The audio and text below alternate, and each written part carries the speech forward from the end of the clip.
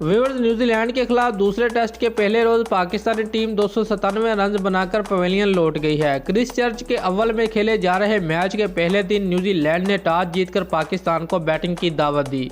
शान मसूद और आबद अली पाकिस्तान की जानब से बैटिंग के आगाज़ के लिए मैदान में उतरे तो शान मसूद ने अपनी नाकाम होने की रवायत बरकरार रखी और खाता खोले बगैर ही वापस लौट गए। दूसरी विकेट पर आबद अली और अजहर अली ने 62 रन की शराकत कायम की। आबद अली भी 25 रन बनाकर पवेलियन वापस गए। अजहर अली का साथ निभाने हारिस सोहेल आए, लेकिन वो भी सिर्फ एक ही रन बना सके।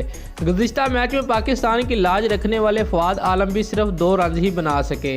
83 रन पर पाकिस्तान की 4 विकेटें गिर चुकी थी। ऐसे वक्त पर कप्तान मोहम्मद रिजवान बैटिंग के लिए आए। उन्होंने अजहर अली के साथ मिलकर 88 रन की शराकत कायम की, जिसमें रिजवान का हिस्सा 61 रन का था। रिजवान के बाद फ़हीम अशरफ ने अजहर अली के साथ पाकिस्तान के स्कोर को आगे बढ़ाने का बेड़ा उठाया।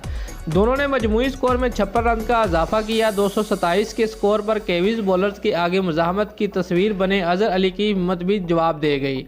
उन्होंने 93 रन बनाए। वाज़ेह है कि न्यूजीलैंड को 2 टेस्ट मैच की सीरीज़ में पहले ही 1-0 की नाकाबिले शिकस्त बरतरी हासिल है। दोस्तों, अगर आपको हमारी ये वीडियो अच्छी लगी है तो लाइक और कमेंट ज़रूर करें और हमारे चैनल को सब्सक्राइब करना मत भूलिए। शुक्रिया।